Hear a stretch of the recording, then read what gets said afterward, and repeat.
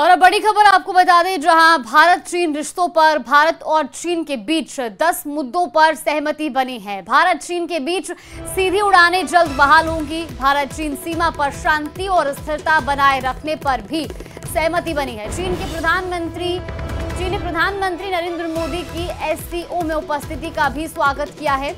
ये बड़ी खबर आपको बता रहे हैं। इस वक्त की महत्वपूर्ण जानकारी। दरअसल चीन के विदेश मंत्री भारत दौरे पर थे। इस बीच उन्होंने प्रधानमंत्री नरेंद्र मोदी यानी अजीत डोभाल और विदेश मंत्री से मुलाकात की। और अब इस बीच ये महत्वपूर्ण जानकारी आ रही है कि भारत और चीन के बीच 10 मुद्दों पर सहमति बनी है।